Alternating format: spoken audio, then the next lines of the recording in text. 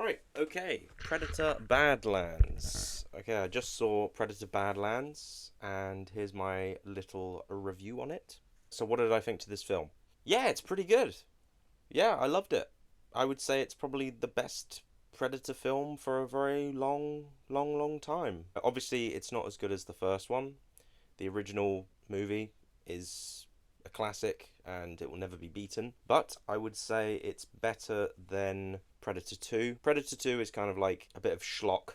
Like it's I enjoy it, but it's not a great movie. It just doesn't compare to the first one. But I do really like Predator 2.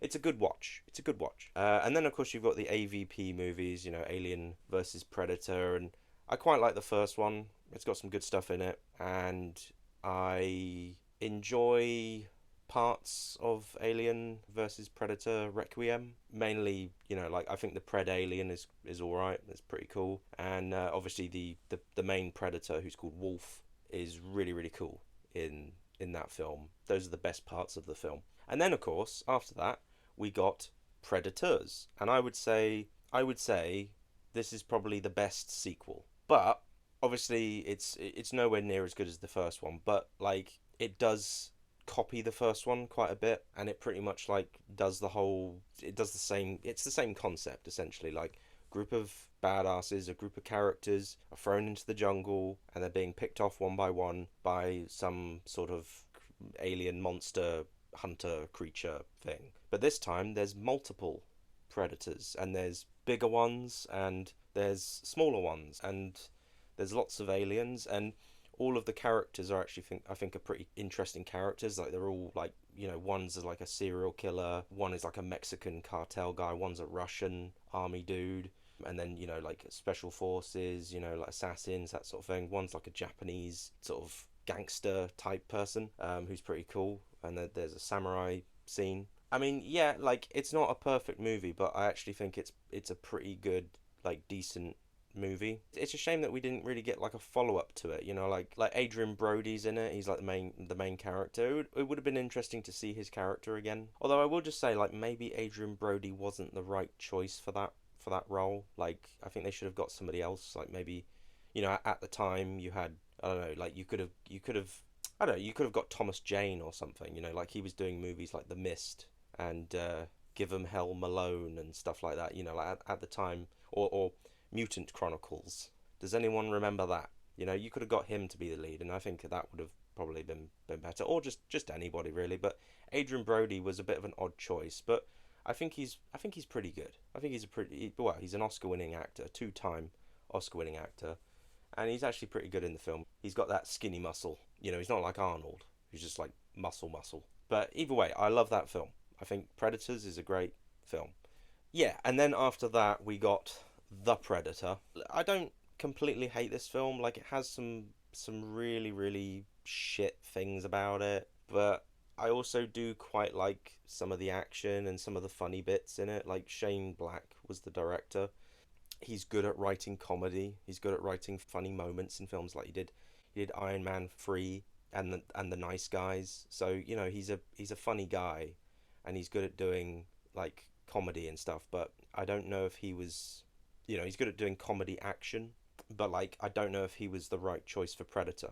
Interestingly, he was actually in the first Predator. But anyway, after that we got Prey, which I thought was pretty good. It was a good Predator movie. It was just called Prey though. It was a good film, but again, like the first one, it was just sort of like one predator comes to Earth, kills a bunch of people, yada yada yada. Same thing, same thing happens. There's lots of similar things. They say the lines like, if it bleeds, we can kill it. All that sort of stuff. But the only thing that's interesting about this film is that it's set in the past. Like it's set like way in the past, like in the 1700s, or is it the 1600s? I can't remember. But either way, they've got muskets and stuff, and it's about a Native American girl, and it's a pretty good movie. I think it is a pretty good movie, and it's obviously from the same director of this film. And then of course we had that animated film recently, Predator: Killer of Killers, which I thought was really good. And yeah, now we come to Predator Badlands, and I think that this film is a very good film that just completely like I feel like this is what the franchise needed, like the Predator franchise.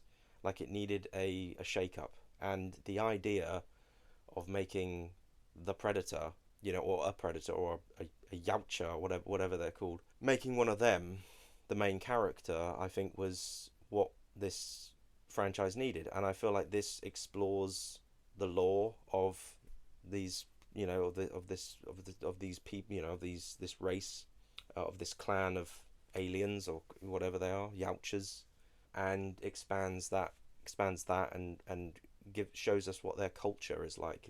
They're all about hunting. That's what they're all about.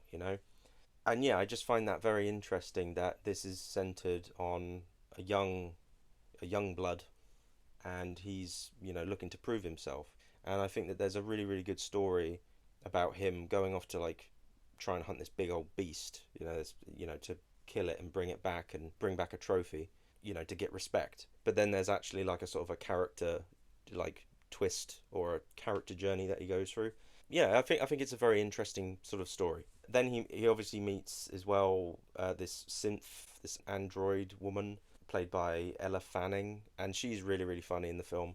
She's really great. She ain't got no legs for most of the film, and yeah, I don't really have a whole lot to say. I mean, what I'm going to talk about, right? Just obviously, I'm just going to say this film's great. Everybody should go see it. Support good movies. But anyway, let's just talk about the R rating, because a lot of people are unhappy with this film being a PG-13 or a 12 or 12A in the UK. In the UK we have U, PG, 12A, and then 15, and then 18.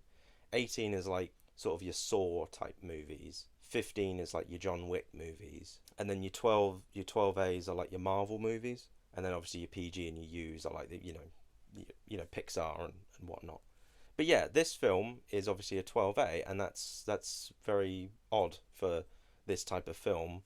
And honestly, it really doesn't hurt the film in any way. There's a guy on like my Facebook who basically said like, just found out that Predator Badlands is going to be PG-13. Therefore, I am not going to see this film at the cinema. This guy went to go see Craven the Hunter like 3 times. like like Jesus. But whatever. I don't know. I don't really know the guy. It's just a random person on Facebook. But I don't hate him. I'm just saying like that's just a bit odd. But honestly, this film, despite the fact that it's PG-13 or 12A, I'm just going to say 12A because that's where that's what I say in the UK. It's 12A. Despite the fact that it's of its rating, there are lots of decapitations, lots of head choppings, lots of arms, limbs, and whatnot getting chopped up. There's lots of blood. Obviously, it's not red blood, but it's like green blood or like yellowy blood or whatever. And there's lots of goo and gore and stuff. And okay, another thing as well, I guess that gets the R rating is if people are doing drugs or if people are swearing. And these Yautjas, so the predators, they're not going to swear, are they? And they're not going to do drugs. There's lots of ways you get an R rating or a PG-13 or whatever.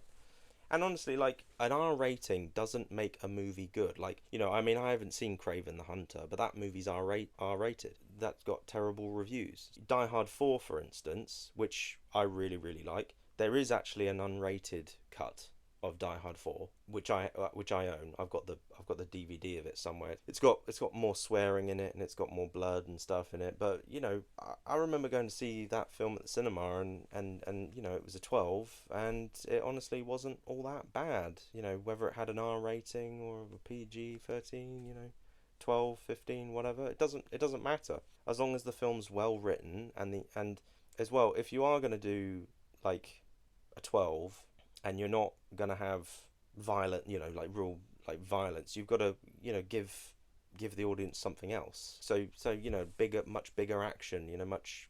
Much bigger things. Like there's at the end of this, there's a big robot.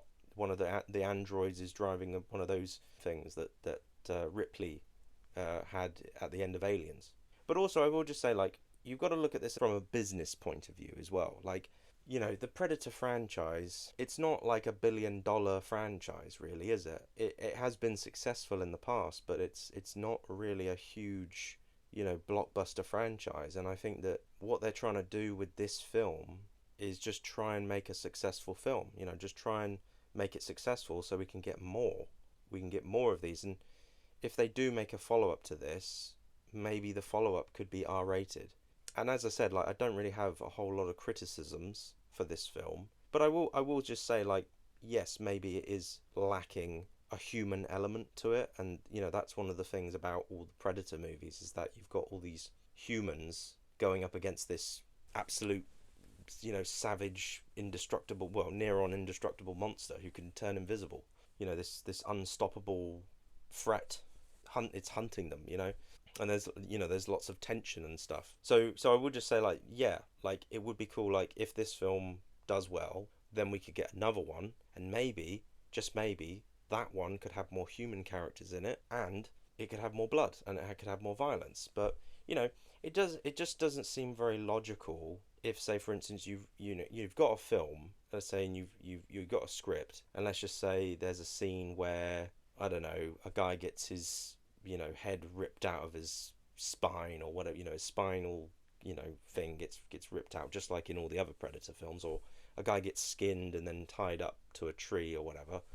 And it's like just by removing that one little scene, it then becomes a 12A or a PG-13, and then that means you can get more bums in seats. Then it kind of makes sense, doesn't it? I mean, they could have probably done this film for less money, and they could have maybe cut down on some of the special effects, perhaps. They could have cut down on the robot. They could have cut down on the monsters, perhaps. But, I think, you've got to... They wanted to bring some spectacle, give us some spectacle and give us something new. Show us something different. And I think this film, like, nicely expands things. And it really... It's like it's really deep in the lore. It's not just, hey, here's a group of people in the woods and they get attacked. It's something different. It's something new. It kind of reminded me of Apocalypto a little bit, like a sci-fi Apocalypto. But yeah, I like the main character Deck. He's cool. Elle Fanning, cool. Could they perhaps bring back Arnold for the next film? I think it would be cool to see that, but do we need it? I don't know really. I would much rather they just focus on trying to make a good story and trying to make a good film instead of just trying to horseshoe in shoehorn, not horseshoe, shoehorn in a legacy character and then ruin that character. Because like Arnold's like almost 80 now, so yeah, I don't really know what they could do with him. And Danny Glover's pretty old as well. And yeah, I suppose you could bring back Adrian Brody, and you could bring back the Pocahontas lady. Maybe even Boyd Holbrook from The Predators, or maybe not, because I think people like to probably just like forget about that film because that was a weird film. Like it was trying to deal with autism. Like a little kid has autism, so I don't know what they were thinking with that. But either way, I think I've waffled on and yapped far too long about this film, but I would just say go and see it. Don't be put off by the rating. It's still a good film. It's still badass. It's still lots of action, lots of great fighting. I like Elle Fanning with her legs, her legs chopped off. That was really funny. All of that stuff, and there was good moments of humor. There was even some cuteness about it as well. There was like a little creature that was quite cute, and it's like why can't a Predator movie be like this? Like what I don't really get what people have an issue with. Like why are you against this? This is a good positive film that if you go and see, then they'll make more Predator movies. Predator will become more of an IP, more of a successful franchise. So just go and see it, you friggin' weirdos. It was in the cinema. It was literally just me and two other guys, and it was a bit awkward at first. But anyway, I prefer that though. I prefer to have like hardly any people in the cinema. Less smelly people, the better, I would say. Anyway, yeah, I'm gonna stop talking. I need to stop. Okay, go see the film. It's good. Bye.